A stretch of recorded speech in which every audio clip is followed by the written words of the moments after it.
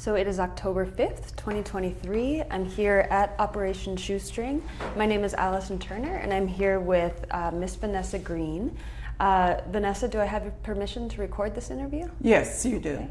And can you please spell your name as you'd like it to appear in this project? Yes, Vanessa Green, Vanessa, Green, Green. Thank you. Let's just start by you telling us a little bit about yourself. Oh, goodness. Okay, Vanessa Green. I am currently a 7-year employee here at Operation Shoestring. I grew up here in Jackson, Mississippi, and have lived here most of my life. I enjoy the work here. I deal with a lot of numbers, but that works for me, and it's actually quite calming for me. I joined Operation Shoestring, and I don't know if I need to go that far this soon, but to give back to this community, because I am a product of this area. I actually grew up in my early years and attended Galloway Elementary School, which is the service school for Shoestring. That's amazing. That's a great transition to the next question, which is just tell us a little bit more about how you grew up. Yeah, I grew up probably about 10 minutes from where the current Operation Shoestring building is, and I grew up, I was born in 1960, so I came up during the 60s and with a lot of, and this is still a impoverished area and was back then. So I grew up what would be described as poor, but never felt that way. Just grew up, had a happy childhood, playing, doing all the things kids did. Didn't recognize some of the, I guess, what may be deemed negative things about growing up until I was grown. So for me as a child, it was a good childhood with my mom and dad until I was about, I'll say, maybe 5. They divorced, and so then of course that sends you into another realm. But my mom did well. She was a maid actually here in Jackson and worked for a very affluent professor from Millsaps. Wow. And so yes, so it was an interesting childhood, but a fun childhood. Do any memories stand out above the others? The other what? Above just kind of a typical day, are there any memories that stand out? Mostly it was about my mom working and being gone and coming home. We lived right at the Woodrow Wilson Bridge, where you go up to go cross the bridge, and we were right below that, which led to what was the Jackson Ready Mix Company. And Jackson back then, as far as the racial divide, kind of had the railroad track that African Americans was on one side and the white community was on the other side. And my mom worked over there. Right. So something that's always held in my mind, and I still, even for whatever reason, have dreams about her coming home across that railroad track, coming up from, it's sort of a lower area, coming up from down out of that ready mix area, coming up the street to come home, and we kids would run to meet her and help her carry whatever she had coming home with. Because she'd be walking. Wow. Yes. So she walked to work. She walked from our house. The bus stop was on the other side of the railroad track. So she walked down there and caught a bus on down to where the family she worked for lived. Wow. And you and your siblings would greet her every day after work? Just about. Wow. And so that was a fun thing. We'll take off running to run down and meet her as she's coming home. So that's one of the really vivid memories I have of growing up. And also because we lived where we lived, and you're starting to go up a hill to go over a bridge, so there's a big slope in front of our house. So we spent endless, and I mean endless hours sliding down that hill. Just on your People bums? could relate it to being in a snow area and you sled down a hill. So we didn't have that, of course, in Mississippi. So it's a grassy hill, and there was a company. I don't know how we end up staying around all these companies, but the American Van Line Company was a jump's throw from our house as well. So they had all the boxes that they packed furniture to ship. That was our sled, and they were slick. They were boxes. We would fold it up in front like you got the sled handle, and that's what we slid down the hill on. And it went really fast, that pasteboard, over the slick grass. So especially when they let the grass grow up tall and we could slide over the top, that was a really good highlight. That sounds like lots of fun. It was so much fun. I wish I could do it today. No time like the present. Oh no. I'd love to hear more details about the neighborhood when you were growing up, how you remember it back then. So there was the grassy hill, there was that underpass under the bridge. How else would you describe it? Right on the street that we lived on, because it was a short area, like I say, leading on down up under where the bridge went, there was only 3 houses. So that was the community, and there was a little vacant lot next to the shotgun house we lived in. So, and so there was a little playground there that we used to play on. Also a church not far from us, within a block. But the church was ran by, it was a white church, actually. And so we were all, as kids, went there. They had programs for us in the afternoon, taught us some preliminary piano lessons and just all kind of fun stuff. And so I remember being able to go there. It was a safe place. You felt, as small kids, I still remember feeling very comfortable with going over there, and my mom was comfortable to let us go over there. And so that was another part, because the area was not as safe for kids to roam. Like I say, it was a impoverished area, and the block from us, opposite of the church, there was a lot of shenanigans going on, drinking, fighting. You even had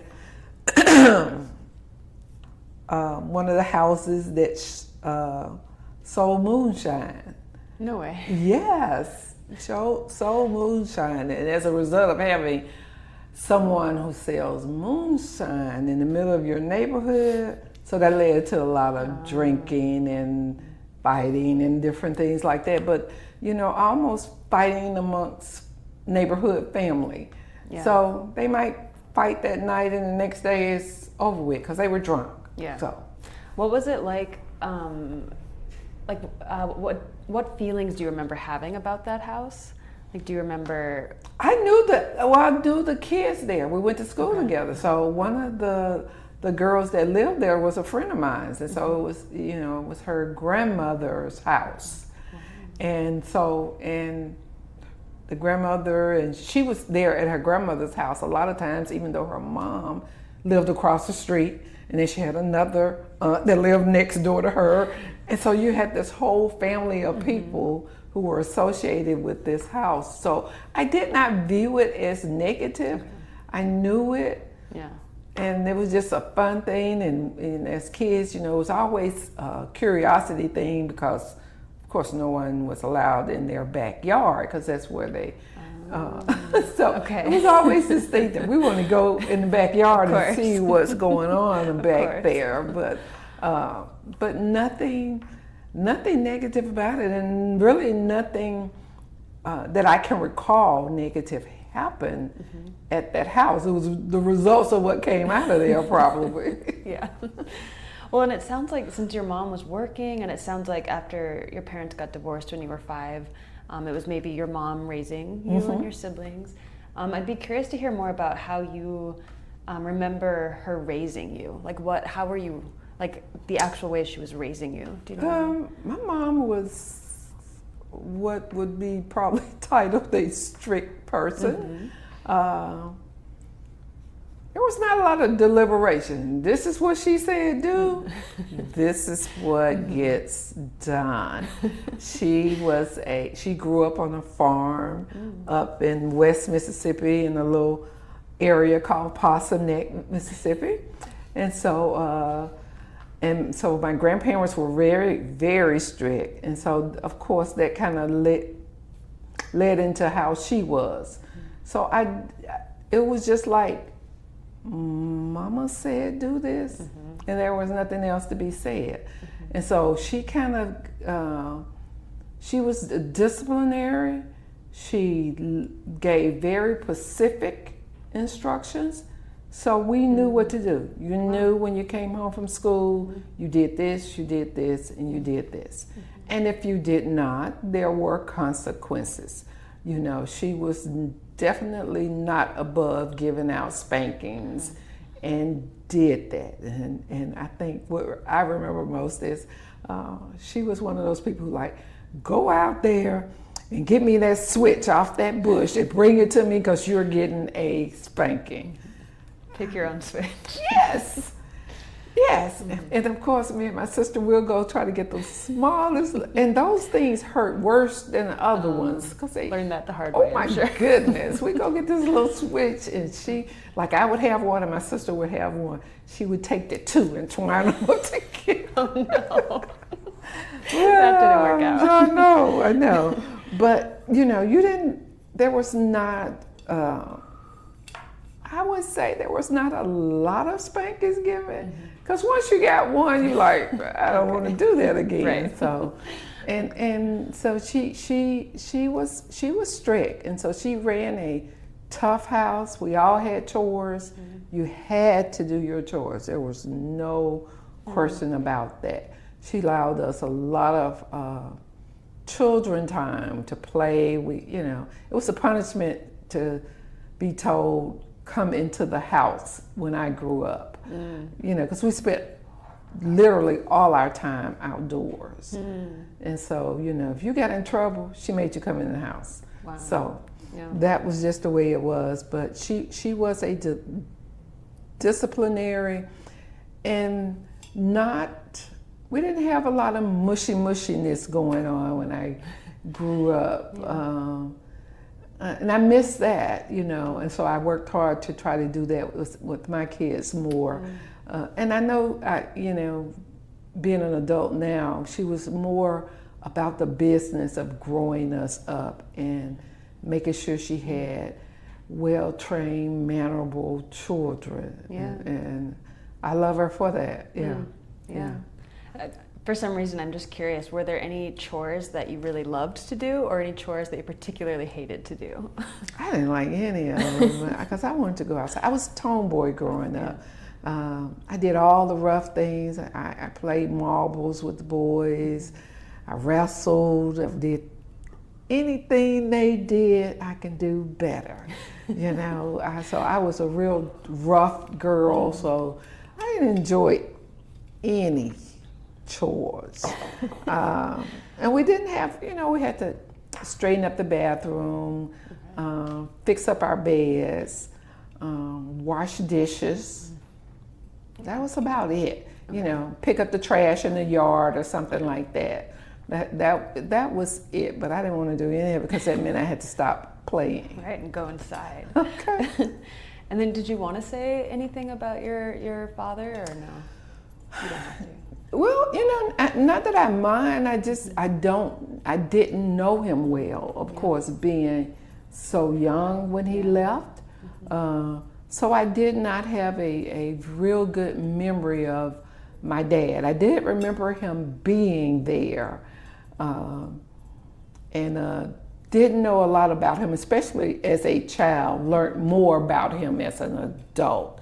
And so him and my mom divorced. He did some time in the military and developed a drinking habit.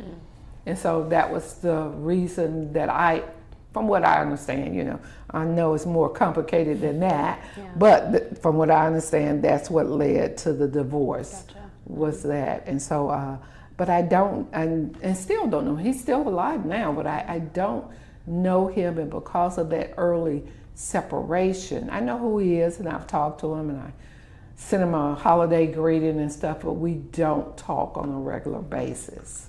Yeah. And this might feel like it's fast forwarding lots of years, so feel free to tell me if that's true, and we'll go back. But now I'd love to hear about your experience of becoming a parent. If you want to just say a little bit about where that journey started. Oh my goodness. For me, that journey started early in my life. I was a mother at 14. So,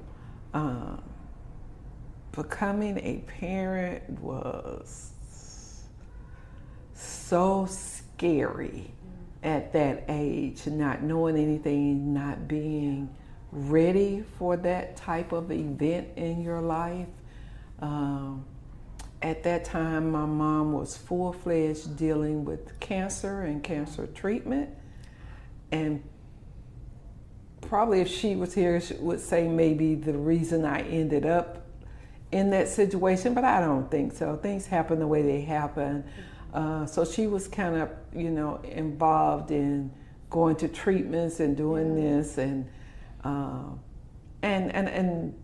she and I had a conversation after, learning I was pregnant. Like, what happened, Vanessa? Why? I'm like, so she said, well, I never knew anything about sex. Yeah. Never had a conversation about it.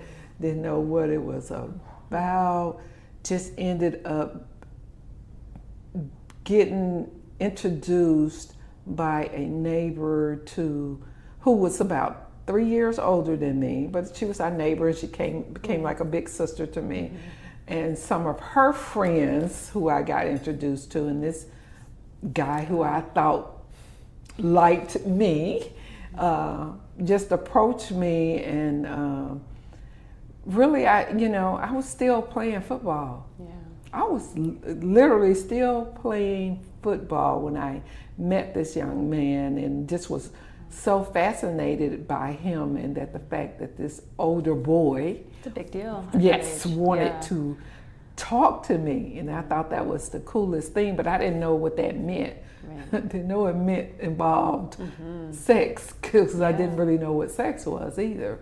Wow. So it was a very traumatic time for me, and something that I was definitely not ready for, and was kind of forced into by this older person. And as a result, ended up getting pregnant the very first time I had sex. So that was so it was not a good time for me, and kind of shattered my whole experience of what having a boyfriend, that whole realm of young love, what love could be like. I ended up developing that kind of a negative connotation towards being in a relationship. Yeah. Do you remember what those early years were like after you had the child? And Yes, for sure. Hard. That's one word that I could use to describe it. Like I said, my mom was very stern and practical, right. So she addressed that issue no different. Wow. So the child lived with you and in your mom's house? Oh yes, How many siblings did you have? There was 5 of us. So 5 siblings. I have 3 sisters and a brother, and myself. So, so that just made life, of course, a lot more difficult for my mom, having the kids she has, dealing with her cancer treatment, and then I'm bringing in a baby into that scenario. She was, she was very straightforward about it. I didn't even know I was pregnant. I can remember the day she came into the room. Me and my sister were just in there goofing off and clowning, because we share a room, me and my oldest sister. And she walks in the door and she told my older sister, I need you to step out. I need to talk to Vanessa. And I'm like, you know, she's like, ooh. And so, you know, I didn't have a clue. Wow. So she's like, I need to talk to you. Wow. You're pregnant, aren't you? I'm like, no, I'm not. No, I just said, no, I'm not. Yes, I am not. I am not. And she was, I like, Mom, I had my cycle last month, and I did. Wow. But I don't know, she was paying attention. Yeah. Mothers know. She was Mothers paying know. attention to something. And I, you know, I don't think it maybe was a full cycle or regular. Yeah. Something got her attention that she knew. Wow. And so she told me, and when she came to talk to me, she had already scheduled an appointment for me to go to see a doctor. So she told me that afternoon too. Wow. Yes, you are, and you're not going to school tomorrow. You're going to see a doctor. And Wow. I was so blown away, like, what is she talking about? So Your whole life Sure must have enough. felt like it just took Oh, a yeah. huge corner. yeah. And so sure enough, that next day, it was Wow. confirmed. And so we had a long talk. She talked to me about having an abortion. I just couldn't even, of course, didn't even know what that totally meant. Yeah. She told me, and I was like, no, Mom, I don't want to do that. But so she did. She said, okay, we're going to have this baby. And so she set down some hard rules. We didn't talk about much of anything after that. I think she was traumatized as well as myself, and just trying to get through those months of what are we going to do with this child who was getting ready to have a baby. And so that was very traumatic. But when my baby was born, she was very, this is your baby, it's not mine. This is what you're going to do. This is what I'm going to do. I will allow you to still go to school. I will take care of the baby while you're at school. But the minute your feet step off that bus, it's back to this. Make no mistakes about it, you know. Right. And she stuck to that. Yeah. She stuck very closely to that. I think part of it was because that is the type of person she was, and her knowing her health condition. In retrospect, of course, I didn't think that then. I thought she was just this mean lady who hated me since I got pregnant. So that's what I thought back then. Wow. And so she taught me how to do everything I needed to do for the child. But I remember, I think we had been home, and it was probably 3 weeks before I saw her actually pick up my baby. Wow. Well, you know, she had him all day Yeah, while I was right. there, but for me to see, no. So she was really setting those boundaries. She really set those boundaries. When I got home, came in that door, put those books down, here you go, here your baby. And so I came home and got his food together and fed him and all of this, and after that, put him down. It was time to wash diapers. It was only cloth diapers back then. Yeah. So then all the diapers he had messed up while I was at school, I went to the bathroom with no washing machine, no money to go to a laundromat. I washed diapers every day on my hands when I got home from school. Hung those out on the line to get ready for the next day. Went in, started cleaning bottles and stirring. We boiled them and sterilized them on the stove, and I got all that ready.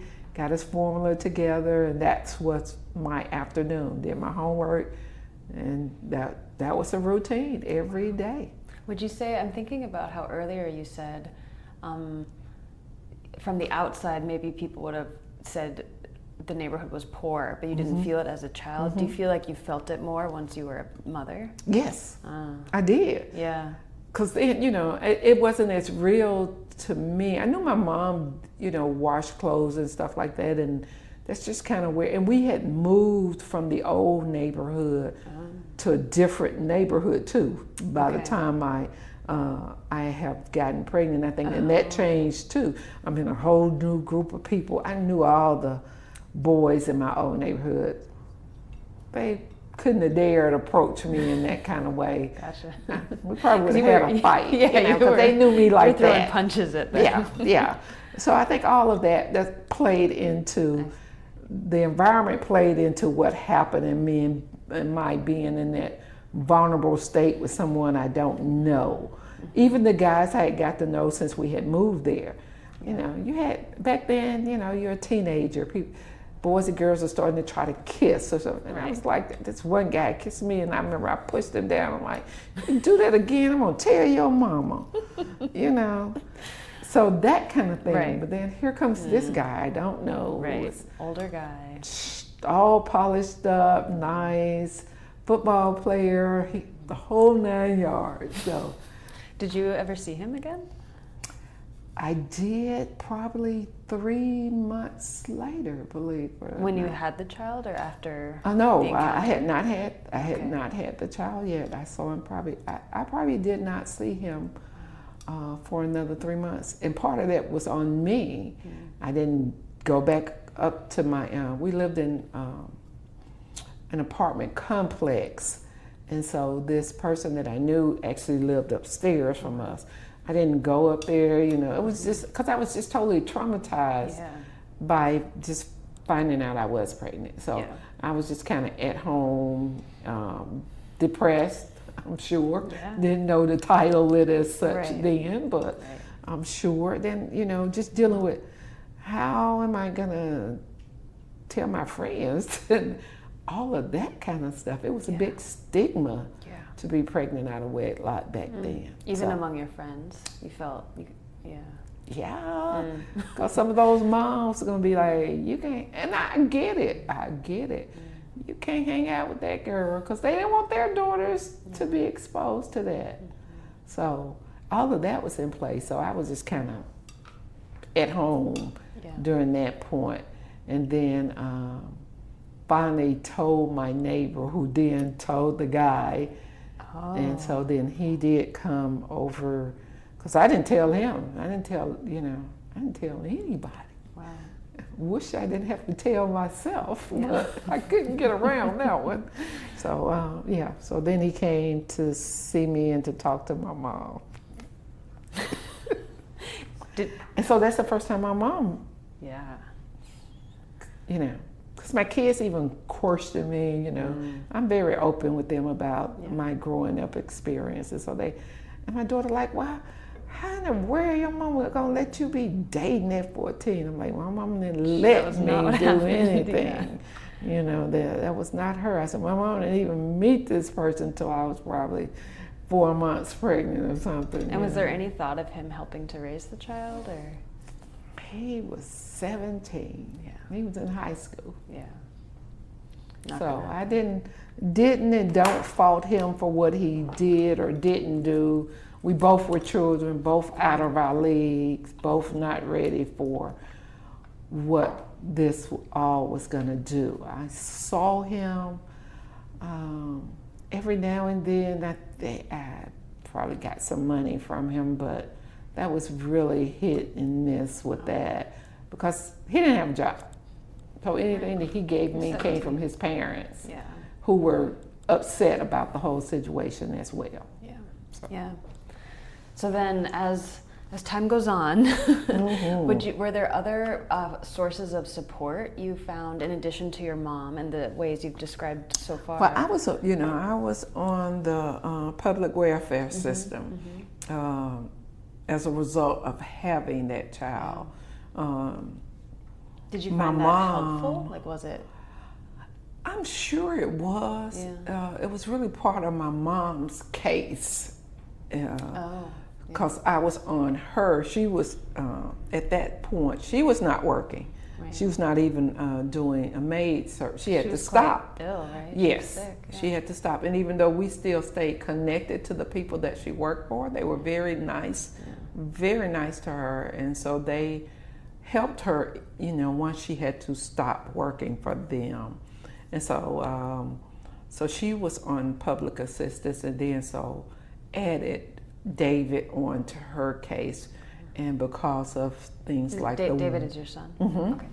Just and because of things like the WIC program, I got, you know, the formula for him and different things like that. So absolutely, it was I know it gets a negative rap, but it was absolutely a lifeline for me and my family going forth. I think if people would use the system how I think they probably intended for it to be, as a help, as a bridge till you can get on your feet, it works great. We could not have made it without it. Wow, yeah. And I'm speaking after my mom, passed away, which was by the time David was 3. Oh, wow. And so I could not have, and I was still in high school. You were 17. I was 17? Wow. I was 17 when my mom died. It was the summer before my senior year in high school. Wow. Are you comfortable sharing memories of that day when she passed away, or? Well, yes. She had been in the hospital for some time then. For whatever reason, I remembered it as her 3rd trip back to the hospital, because she had been, she had gotten more ill. She had cancer. She ended up dying from colon cancer. Wow. But it started like years before that with a fibroid tumor, and but ultimately it spread, and she ended up dying from the effects of the cancer in her intestines and things. Wow. So she had been really sick within that last year. And so in and out of the hospital, and then she went back to the hospital this last time and seems like she was there a month. I don't know if it was actually that long, but for us children, it was a long time. Yeah.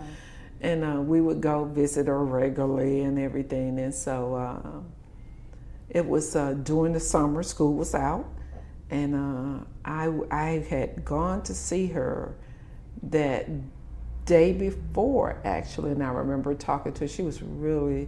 She had stopped.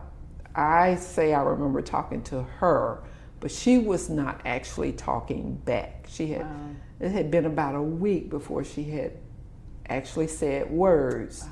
She was just kind of moaning, groaning. The nurses had told her she was in a lot of pain, and that last week she was basically on morphine just to keep her comfortable.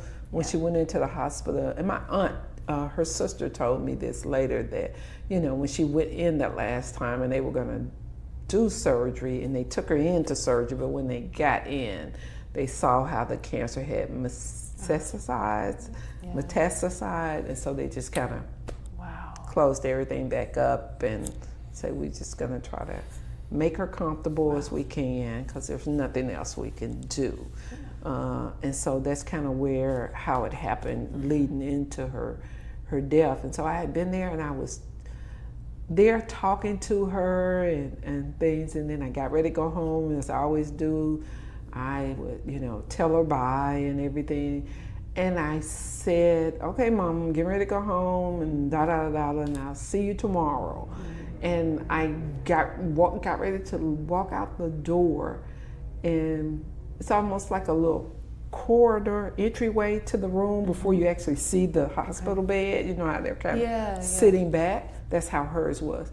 But when I walked to leave to go to the door, and I had passed the point where I could no longer see her, I don't know. I don't know if I made this up, but this is real in my brain. I heard her say, goodbye. Wow. So I stopped, and I turned back around, because she, like I said, she had not said anything. Wow. So I stopped right there in my tracks, turned back around to look at her, to like, oh my goodness, Mama said bye. Wow. And but when I turned around, she was just laying there peacefully. And so I'm like, maybe you just missed. That's what I thought leaving it. But of course, the next day, it was firm in my brain that may sound weird, but that's literally how it happened for me. But I shucked it off and went home. Wow, it was just like every other day. Yeah. I went home. That was a Friday night, and I went home and did what I was gonna do. And my god brother, a young man from the old neighborhood my mom helped and befriend, would come and check on her. He was going to go to the hospital to see her the next day, which I already knew that, and we were going to go. He said, well, I'll pick you up. Yeah. You know, we had a car that my mom had purchased. She had probably just learned to drive within the last 2 years. Wow. And so she had this little Oldsmobile car, and so, but I couldn't drive it at that point. So he came and picked me up. He was supposed to come pick me up. Okay. And it was just a regular day. Yeah. I got up that Saturday morning, doing our regular chores around the house that we did, regardless of her being there and being in the hospital. We did our things just like as if she was home. So I got up and did those things, and I was getting a shower to get ready to go and see her. And I think he called me, and he just said, you know, are you ready? I think he was trying to see, he knew, but you know, I didn't know. He's like, okay. And I said, yeah, I'm almost ready. I'll be ready when you get here. And he came and picked me up. And so we went to the hospital, and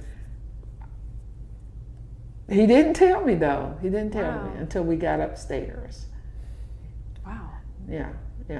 No, we didn't make it upstairs till we got inside the hospital. Okay. And so when we got inside the hospital, downstairs there were some other family members there.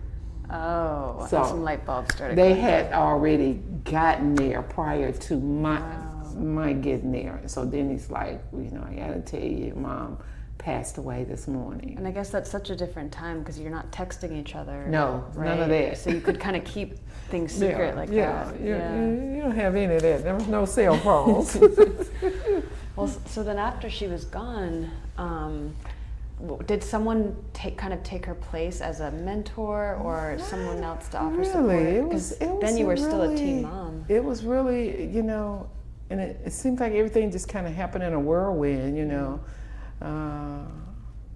I was told downstairs, and I got a chance to go upstairs and see her. She was still in her room. They did all the prep stuff at the hospital and stuff, and I went up to say my goodbyes or whatever.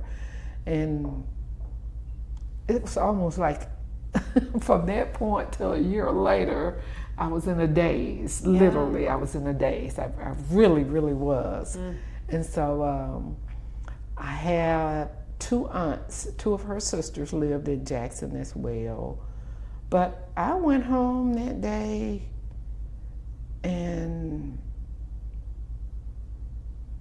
just kind of kept moving like I always did. Yeah. I think just to get through the whole fact, and because she had been in the hospital for a while, in retrospect, that made it easier. Right, it wasn't this gaping absence when you came home. Because we were accustomed to her not being home, and we had our routine. I got everybody up for school the next morning. Were you the oldest of your siblings? I am the second oldest. Okay. I actually your have a sister is sister older. who is older than I am. And, but at that point, I was already, my mom had already, I would say it was her choice, positioned me as that person. And so before then, and I'm backing up a little bit, before then, she started to, in between hospital visits and different things that was happening, she started to train me and my sister on things of the house. Yeah. I guess like any good mother would do, I don't know. So she started teaching us different little things. I could cook. I could do a full meal every day for my siblings. But she did that with both of us. She didn't just do it with me. She did it with both of us. And even to the point of, these are the bills. Wow. My disability check comes in on this day, and you need to pay this, this, and this, and all of that. She laid all of it out, even to the point of making groceries. Wow. She would make a grocery list. Right. She would say, this is how much you have to spend. Like I said, initially we did not have the car, so I would catch the bus up to the grocery store, catch the city bus to the grocery store. I had my list. I had food stamps that she gave me. I would buy everything on the list, and then she had made personal contact with a local cab driver who she used regularly. So that was the only person I could call to bring me home. And so I would call him, he would bring me home, she would pay him, and that's how I learned about the groceries and stuff. And so, but I did that, and initially when we started, me and my sister both were sent.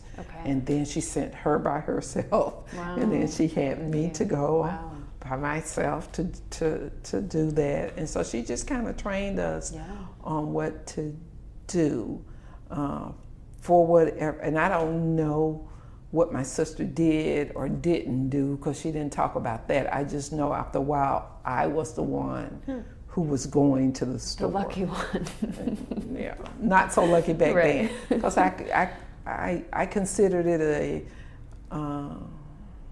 you know, I'm 15, 16. Yeah, you don't want to go grocery shopping. That's a punishment. Not with the list, not with the strict punishment. list. And then to have to, even though I had a child, I still was a child. So I still wanted to go outside and play.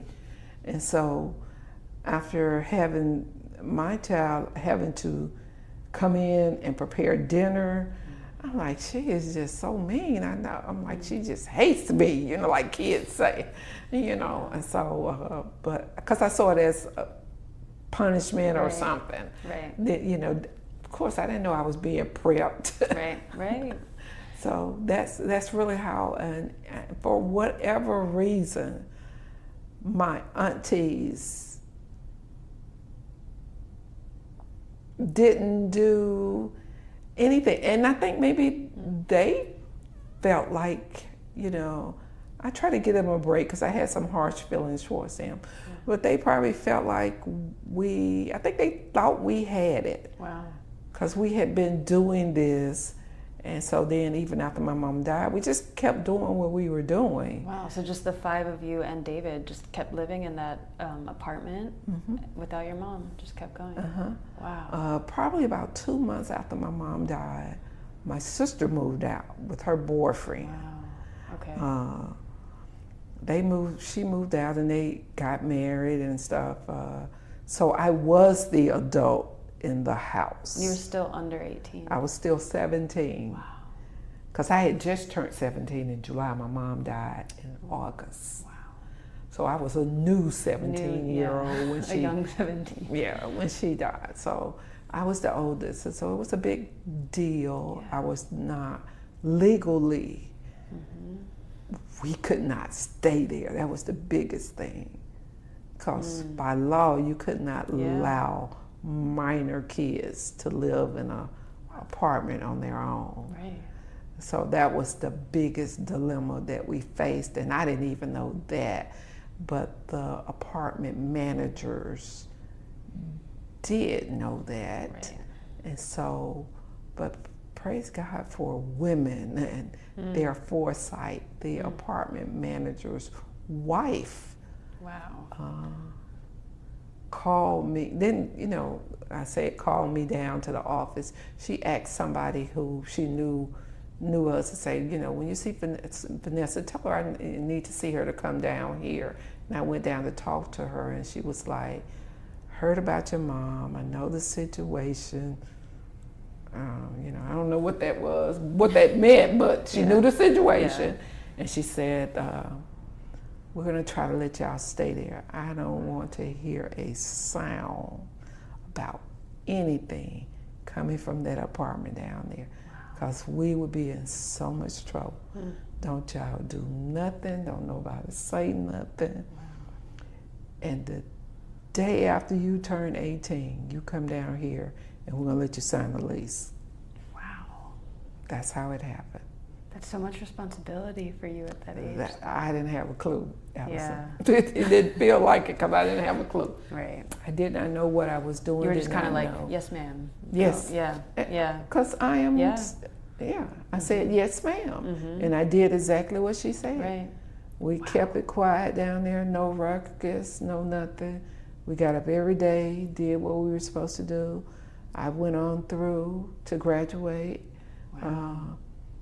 Made my sisters and them get up every day and go to school, and cooked and made groceries and met with the people at the welfare place, and I don't know how that worked either. I just know God worked it out. Right. I don't know how that worked. I know they gave me the assistance to cover my sisters and brothers and the child that I had. Wow. And we just kind of did it from one day to the next. No plan, no nothing, because you're just kind of working on auto. Yeah. So that's how, and I remember looking back a year later and I'm like, what just happened? Wow. What just happened? Yeah. How did we make that? But I made it through. It was a lot of mental anguish, a lot of talking to my mom for me that got me through that, because that's just what I needed to do to get through it.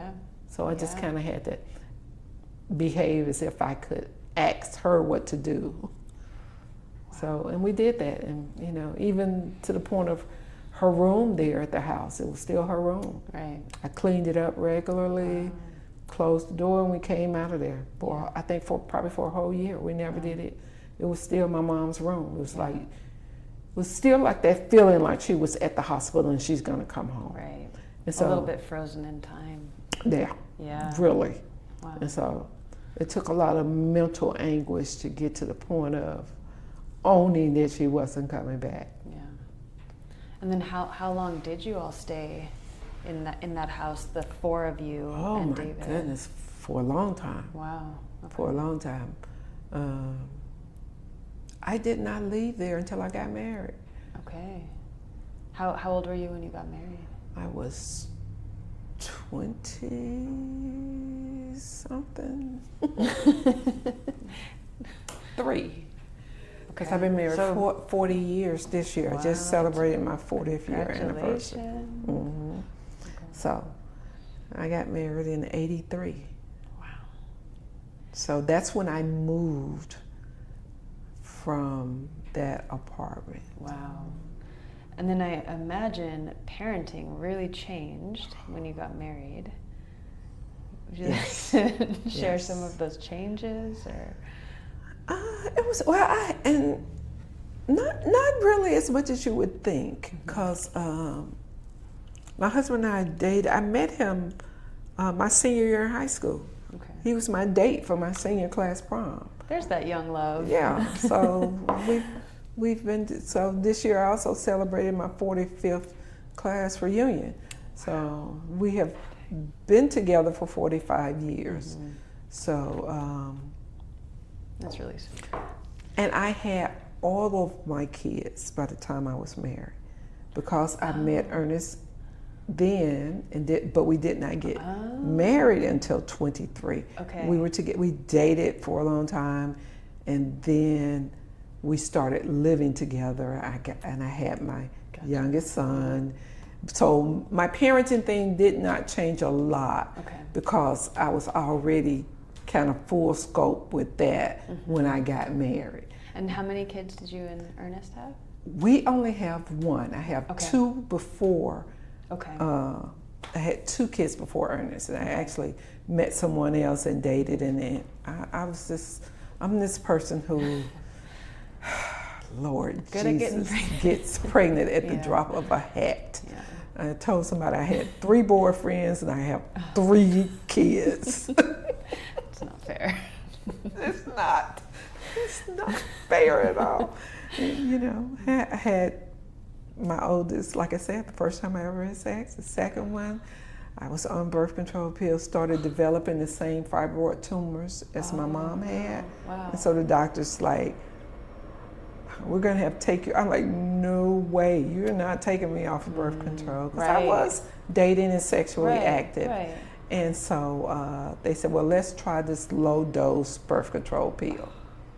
No. That's my second pregnancy.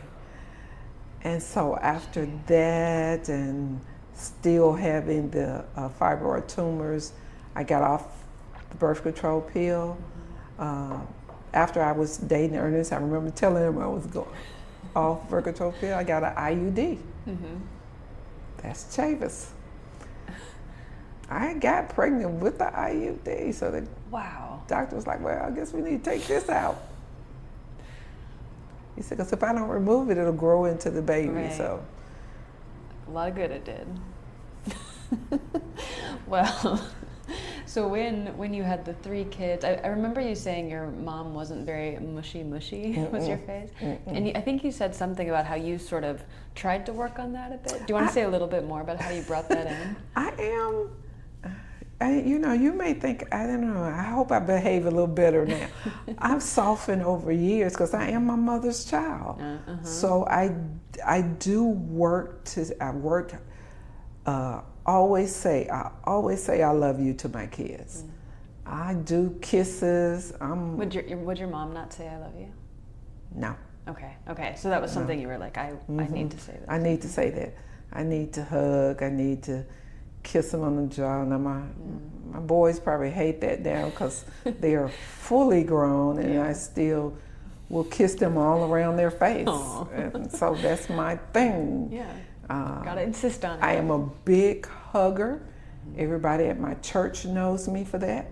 But those are things that feed me and that I recognize that are important and that I missed from growing up.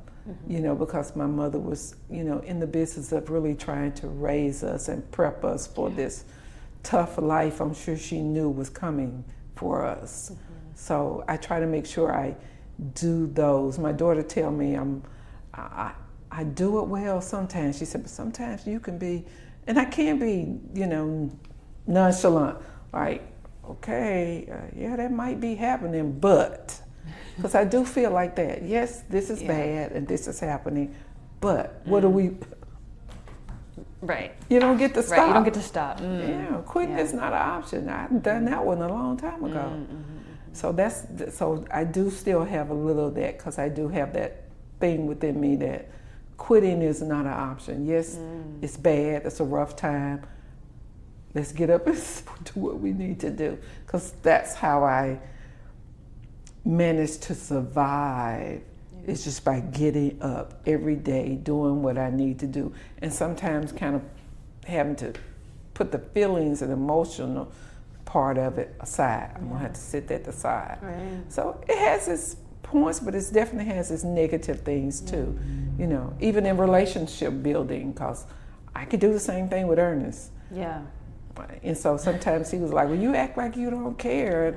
It's not that I don't care. I love you, You're just in get things done mode. Yeah, so if we had an argument dating or he, in the dating period cheated with another girl, I'm fire hot, but guess what? Tomorrow I got to get up and take care of my children. Right. And that's how so sometimes I've been told that it makes it feel like those other things are not important, but it's not that, but it's like I still have to stay focused. Yeah. Do any stories about raising your children, whether they were young or older, stand out in your memories?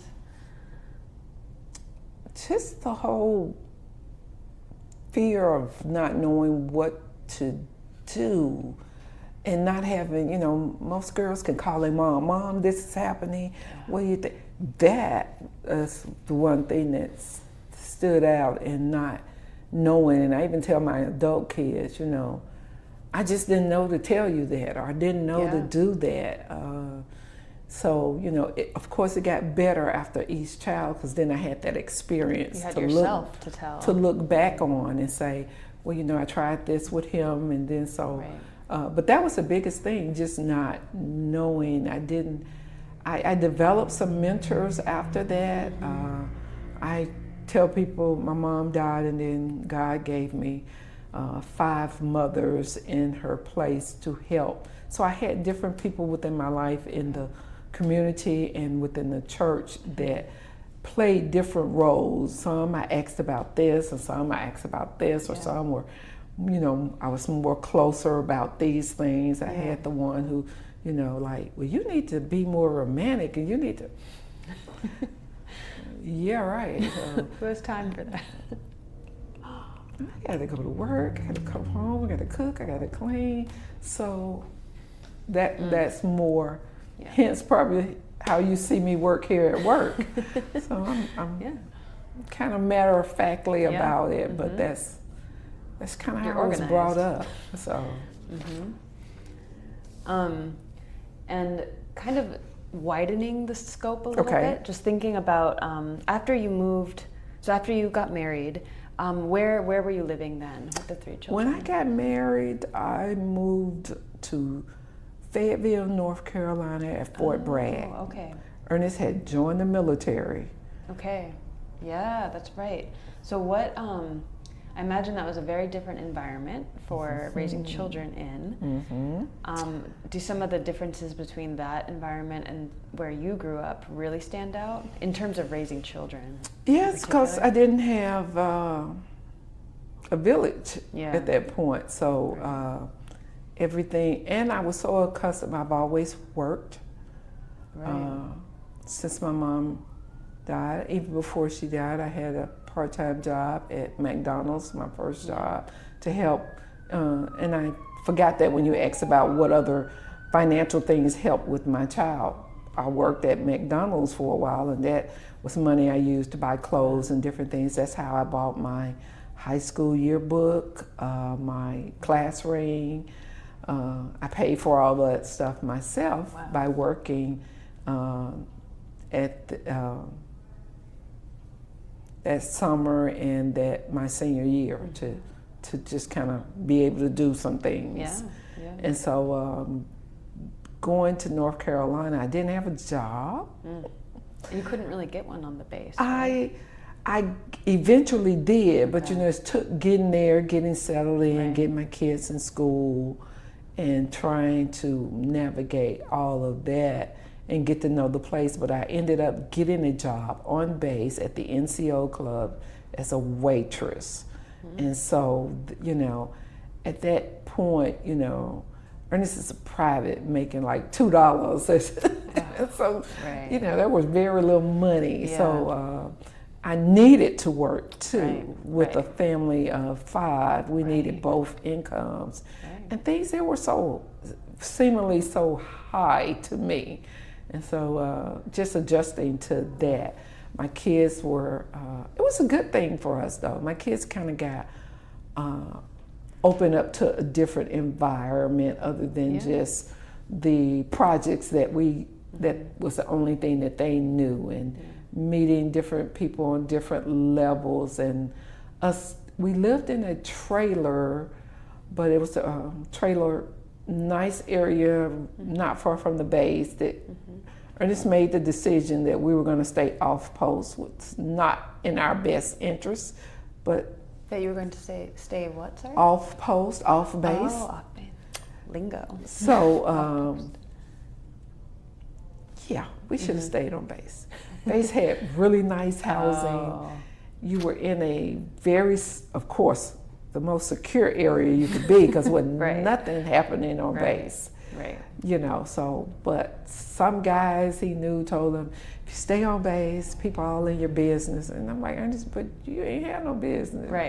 You know, those guys you talk to, they drink, they smoke, you don't know none of that. Our life's so boring. So, but that was the choice we did. And so, but it worked out, but we should have should have stayed on base. And then after Fayetteville, did you return to Jackson? Okay. Where did you return in Jackson? We did that brief couple of years up there, and Ernest decided he was not going to stay active duty. He was going to he moved from that into being a reserve soldier. And so we came back home. I stayed with friends. We moved. I did it during the summer so I could have time to get the kids situated, find somewhere to live. Was it in the same neighborhood as? I moved right back to the same neighborhood with friends who still stayed in the projects, but moved back with the. And what was the name of that neighborhood? Christian Brotherhood. And it's a weird story on some of the places I've stayed, believe it or not. Christian Brotherhood Homes, actually. And Shoestring was a supporter of Christian Brotherhood Homes back then. Wow. Weird. They help do some assistance for daycares and things. Okay. So they actually provided the daycare part, something with that. Robert knows more about it than I do. Of the daycare system that my kids were in when we, when I lived in Christian Brotherhood the first time. And so I came back to that because that's where people I knew was at. My sister village was actually lived out there. My baby sister lived still in the neighborhood. And so that's where I came back to. Ernest's godmother lived out there. Now, he didn't live in the neighborhood. He didn't grow up. He grew up 3 blocks from here. Wow. He grew up 3 blocks from Shoestring. Wow. That's wild. Yeah, it is. I knew him longer than I thought I knew him. Yeah. You were ships in the night many times. And and as we got to talking, we were both attended Wells. They had the little YWCA that ran through right behind Wells Church. That's where we both spent afternoon time sometimes growing up. But you just had timing. Didn't know him. I didn't. I'm sure I saw him, but he was a boy, so yeah. Yeah. Boys were gross. Of course, I saw him all the time, like them old. So, but yeah, didn't know. So it was, when we met each other, it was a lot of, I know this person, I know this. You know him, right? I know him. How come I don't know you? So that was that kind of thing. So yes, and so I moved back. Ernest stayed. He was not. He was not fit. He had another 6 months to do when I came in home. North Carolina. So, but once we made the decision that he was firm that he was not going to re-enlist, then I'm like, okay, well, we got to work this thing. So I came home that summer in June, and he did not come home until December. Okay. So I came home to try to get things established, moved over there, and tried to look for a place to stay, which was still problematic for us. Got a job. I think I ended up working like at J.C. Penney's or something, doing some, just to say I was making some money. And so ended up just getting another apartment in the projects and moved back there because it was just easy. Yeah. I still knew everybody out there. I could go to the office and talk to the person. She's like, so the exact same, was it the same land person? Who it was a helped you different out? manager at that point. Yeah. But, and so I told him and, talked to him, and he's like, well, I don't have anything available right now.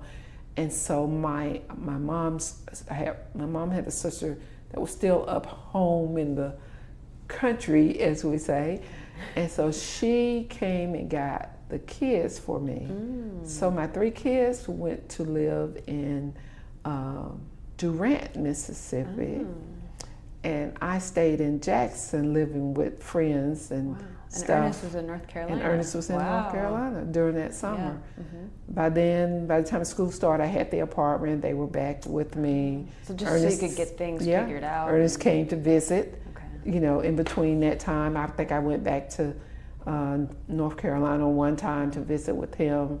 And we just made it work. And then when he came home in December, he came straight home. Like, first thing we doing is moving. Wow. That was like the first thing we gonna do. Why was that the first thing? He did not want to. You get married and you make family plans. It's like, my kid's not growing up in the projects. We did that, but we could do better than that. And so that was a strong thing for him. But he grew up in a house. I didn't, so it wasn't a big deal for me. Yeah. And so he came home right away, got a job, and I got a better job. I started working at University Medical Center in the radiology department, and worked there for a long time. And so, first opportunity we got, we bought a house and moved. Wow. Yeah. Are you comfortable saying more about either what he meant or your family, what it meant to grow up in the projects? Like, what was it that didn't? And it was just, that's how people refer to it. Yeah, it's the projects. Yeah. And so it was viewed as, and it was low income apartments. And so that was known. Yeah. And so, even when I was in high school, it was, they put this apartment complex up and it's all neighborhoods surrounding it. So all the kids I went to school with were in houses with moms and dads. So you're gonna feel that. Gotcha. It is sort of an isolation. Yeah. Sort of. So you feel that, Yeah. A lot of my friends, they had homes. So even as young people, you have that desire to want to own your own home and not be in the projects, as they say. Yeah. And so it was just that thing. Not that it's, nothing, there were drugs, violence, all of that's present in a low income apartment complex. So that was there. And so we just did not want that exposure any longer for our kids, people fighting and things like that. And even the short time we were there, I think 3 years in North Carolina, you get to see and you meet people, and Ernest, and all the soldiers and stuff. I think it just kind of changed his mindset, not changed, but made him more determined to try to have a more stable environment that we lived in, and more importantly, that the kids grew up in. Yeah. Schools were different. You mean in North Carolina or From here in Jackson? Yeah. From the schools that surrounded the projects. Now, for me coming up, I didn't feel that different. We were bused, and so the school I went to was predominantly white. I went to Mara High School, not far from here. Yeah. So Ernest graduated from Lanier, but for my kids, at that point, they had kind of, I guess, eased up some on the busing and segregation thing, and so they went to school right in the community. Okay. And it just was not a lively environment. That's what I remember about it. And meeting with the teachers were different. It was different from North Carolina. Yeah. It was. That was part of it. And so we could notice that difference moving back. 3 years is a long time to be somewhere else. And they had a good school system in Cumberland County where we were. And so, and the teachers were interested in the students, and they, and you weren't and I seeing did that not see here. that when we came back at the elementary school that the kids were attending. So that was a big one, was the school. Yeah. And so we pushed really hard. I felt like we shouldn't have moved when we moved, but I was scared that we wasn't financially ready. I'm more, I need to see it on paper. Yeah. And so Ernest's like, we doing this. So I credit him with that push to get me out of my comfort zone to say, I said, Ernest, we're not gonna be able to, he said, if the people who reviewing the loan say we can do it, we're going to do it. The only way we're not going to do this is that they turn us down for this loan. Wow. And they didn't, so the rest is history. And so when you moved, are you comfortable saying where you moved to? I moved to, it's right off of County Line Road by Tougaloo College. It's Flora Drive is where I lived. So we moved there and stayed there for almost 30 years. Wow, yeah. And raising your kids there, so you mentioned the schools and then the great school projects. Would you say that it was sort of an ideal place to raise children? Great school. We had a backyard, had neighbors they connect with. Just a positive environment. Yeah. Really positive environment, and that's what we felt moving there. And kids flourished pretty much in the school. Just a whole the school that they went to, I don't know, looked like this room we're sitting in. Gray and brick. It was literally painted gray. Yeah, yeah. Cylinder blocks painted gray inside. When we moved to North Jackson, and they attended North Jackson Elementary School, just when I went in the school, there was not a gray wall anywhere. Yeah. They had green plants everywhere. Yeah. None of that, and it really made me think. Yeah. Something so simple you would think the school system would pay more attention to. Yeah. Just put some paint on the wall and some green plants there. Just that one difference. I really liked your word lively earlier. That previous school didn't feel lively. Great. Shame on us. Shame on us that we didn't do better for our kids. Well, yeah, I'm thinking we're kind of narrowing in near the end here, and since you've had such a really intense, really journey from living around here and leaving and coming back, and all of your experiences being a parent, and now you work at Shoestring, where you see children in this neighborhood. You see people raising children in the neighborhood. I'd be curious to just hear more of your thoughts about how you are seeing the way children are raised in this neighborhood now, and if you're seeing that, if that's changing in your perspective, or I think thoughts? it definitely has changed from the focus of how people are looking in and trying to do more to nurture these communities. Now on the inside, some things are still the same. You know, the kids are still kind of left behind on some things too. You know, something is still missing, and from my life perspective, I think a lot of it does have to do with age of mothers too. You can't teach what you don't know, and that's my biggest regret for my kids. Love my kids. I'm glad I had them, whether they were in a marriage relationship or not. But the downside to it was what I knew, being a young mother, that I couldn't offer them certain things, couldn't fight for certain things for them because I didn't have that knowledge to do that. So I think that's a big thing that still happens in some of our underserved neighborhoods, black or white. And I don't even think it's not even just a color thing. When you say fight for certain things, can you give some examples? What do you mean? Like, what would you to fight advocate for things, to push back, to go into that school and say, y'all need to put some paint on these walls. You're right. To fight for them. Our kids are worth fighting for.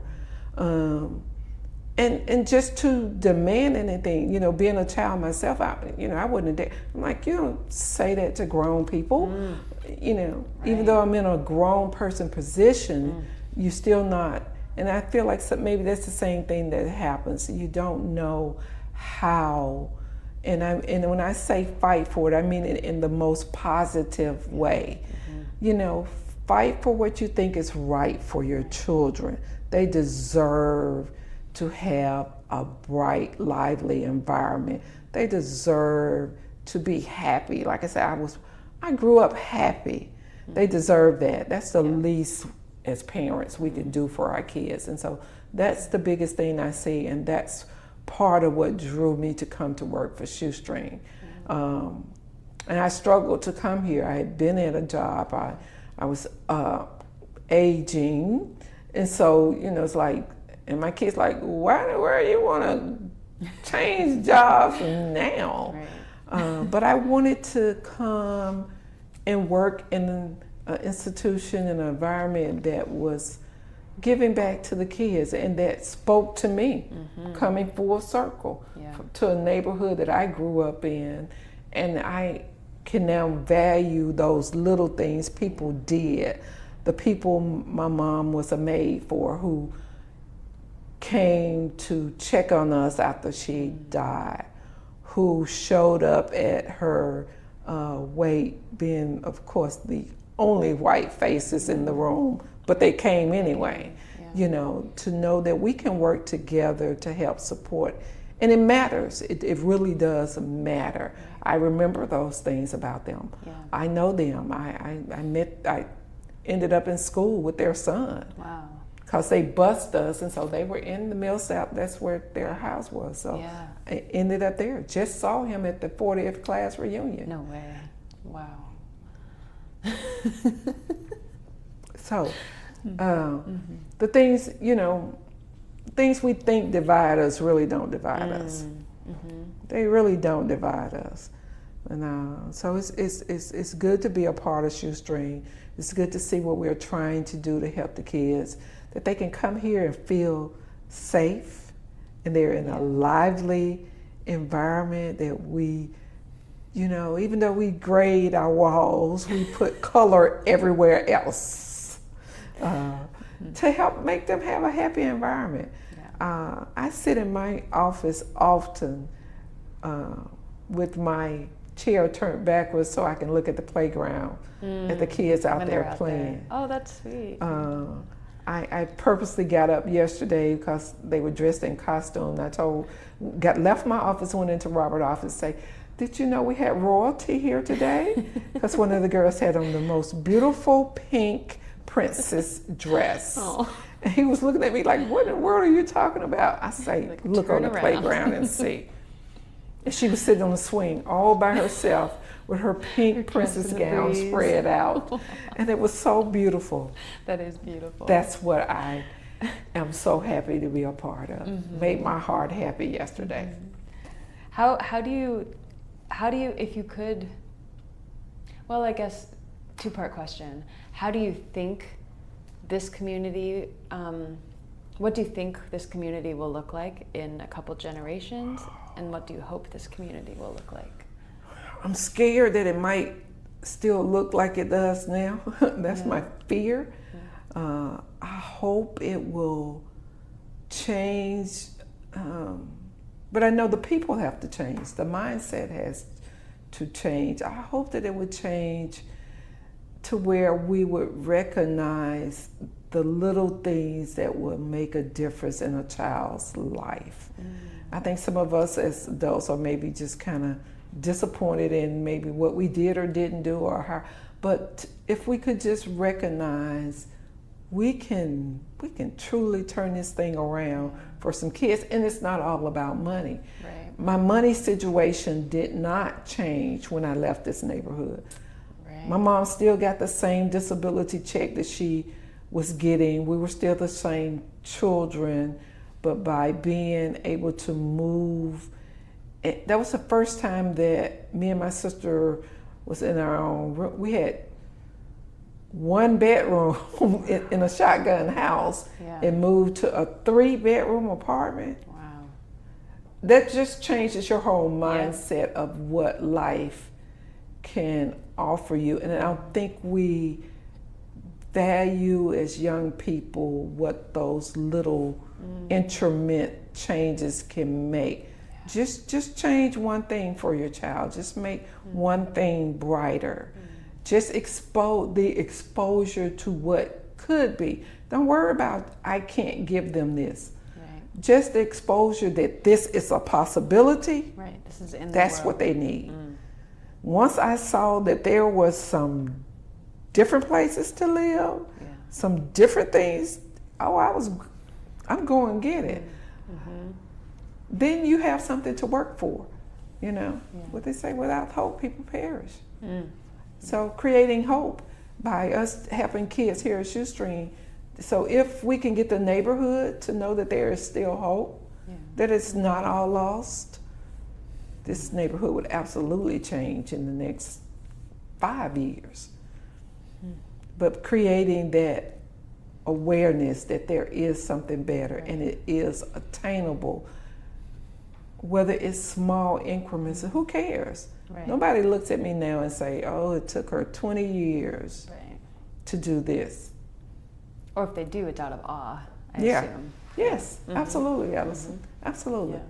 It's worth, and I use that word a lot, it's worth the fight. And like I say, that's a positive fight. Right. It is worth the fight to just change one thing. By my mom changing our environment led us to where we are now. And I only have one last question. Okay. Before I ask that, I just wanted to make sure, would you like to add anything I haven't asked about around any of these topics? Or Not that I can think of, and I know it's a lot of holes in a lot of places, but maybe you should write a book about this. I'm thinking about that. Okay. I'm thinking about that. So when you hear from me, you'll know. I would read that book. So nothing I can really think about. I think and I appreciate your questions that help direct some of those thoughts, because I have a lot of them, but it's been a good life, and it's been worth the fight. Yeah.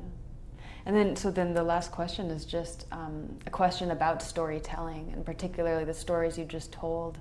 How do you think or hope that telling stories in this way can benefit people in the future? I really hope, and I wrestle with doing this.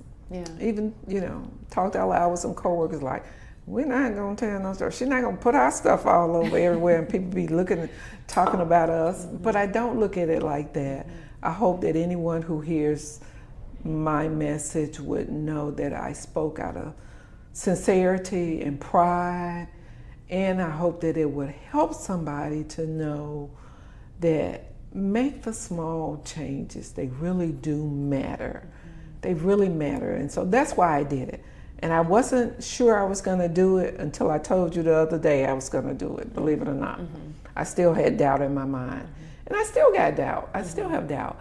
Because you don't know how people perceive and look at you. And then I don't look at it as a fascinating story.